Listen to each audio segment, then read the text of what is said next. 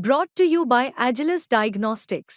Health test की बात आती है तो मैं भरोसा करता हूँ India's largest diagnostics company Agilus diagnostics. खुद को टेस्ट करते रहो। और मैं तो जब पिछली बार यहाँ आया था तो व्हाइट हाउस में हमारी एक छोटी सी टेक्निकल ग्रुप की मीटिंग थी, उसमें सुंदर भी थे।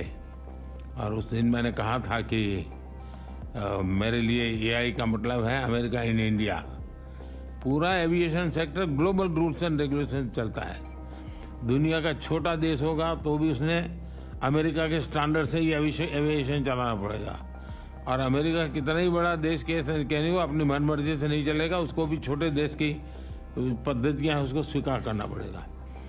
भारत एआई स्ट्रेटजी बनाने वाले सबसे पहले देशों में से एक है।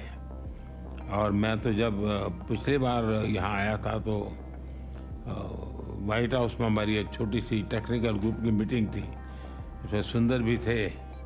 और उस दिन मैंने कहा था कि मेरे लिए एआई का मतलब है अमेरिका इन इंडिया। तो हम उस ताकत को और बढ़ाना चाहते हैं। और भारत ने जो टेक्नोलॉजी को डेमोक्रेटाइज करने की दिशा में जो काम किया है वो हर प्रकार के डिवाइड को खत्म करने वाला एक बहुत ही सफल प्रयोग है, ऐसा हम अनुभव कर रहे हैं। भारत एआई के रिस्पॉन्सिबल और एथिकल उपयोग के लिए भी प्रतिबद्ध है। हम G20 समिट में बैठे थे, उसमें भी एथिकल यूज ये एक सबसे बड़ा एजेंडा विषय था हमारा।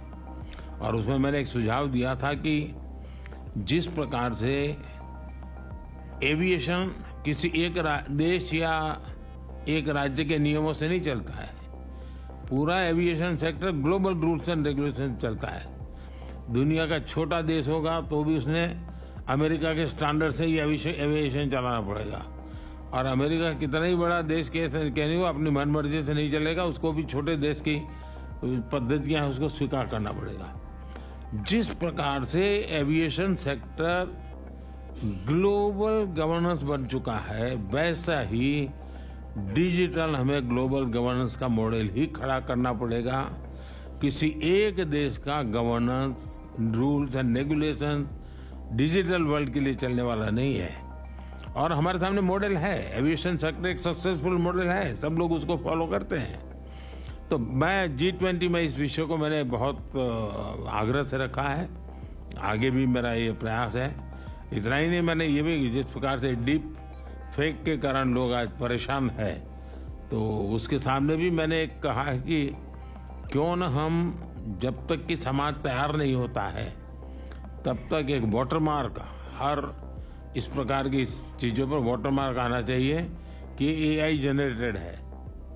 तो एक व्यक्ति को लगेगा भाई इस पर मैं भरोसा करूं या ना करूं। और मैं मानता हूं कि आप जैसे जो टेक्नोलॉजी का एक्सपर्ट है, मानव जाति की बड़ी सेवा होगी। ये ठीक है, एक स्टेज आने के बाद शायद जरूरत नहीं पड़ेगी, लेकिन आज हम उस स्टेज पर हैं, हमें जरूरत पड़ेगी।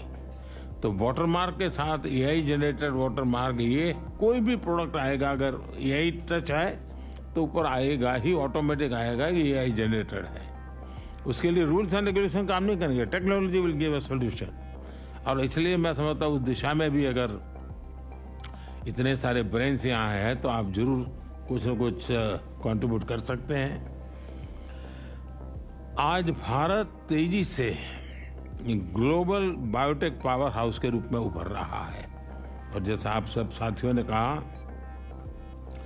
भारत में बायोफार्मा रिसर्च प्रमोट करने के लिए एक फर्टाइल इकोसिस्टम है। भारत में बड़ी संख्या में साइंटिफिक टैलेंट पूल तो है ही है, भारत का बड़ा और डाइवर्स जीन पूल भी है। भारत की विशालता और विविधता, ये मैं समझता हूँ कि वहाँ एक बार कोई चीज पायोनियर रही है और उसमें प्रयोग हुए हैं तो वो दुनिया में कहीं पर भी वो लागू हो सकते। इतनी विशालता और विविधता वहाँ भरी पड़ी है। एफोर्डेबल रिसर्च की पॉसिबिलिटी भी है और अफोर्डेबल मैन्युफैक्चरिंग और एश्योर्ड क्वालिटी भी है। बायो सिक्योर एक्ट जो कैपेसिटी गैप क्रिएट का होगा, भारत उसे ट्रस्टेड और एफिशिएंट तरीके से पूरा कर सकता है। बायो मैन्युफैक्चरिंग को बूस्ट करने के लिए हम बायो E3 पॉलिसी लेकर आए हैं। आपके साथ ध्यान में आया होगा, पिछले सप्ताह ही मैंने मेरी कैबिनेट में बायो E3 की पॉलिसी हम लेके आए हैं और एक बहुत फ्यूचरिस्टिक पॉलिसी हमने बनाई है। बायो E3 यानी biotechnology for economy, employment and environment. इन तीनों चीजों को लेकर के मैंने बायो E3 पॉलिसी को बल दिया है। 2030 तक भारत की बायो इकोनॉमी बढ़कर $300 बिलियन की होने की हम संभावना देखते हैं। 2025 तक भारत में 10,000 से ज्यादा बायो स्टार्टअप्स की संभावना मैं देख रहा हूं, जिसके कारण आप कल्पना कर सकते हैं ग्रास लेवल पर कितने बड़े काम की संभावना इस बायो के सेक्टर में भी होने की संभावना मैं देखता हूं।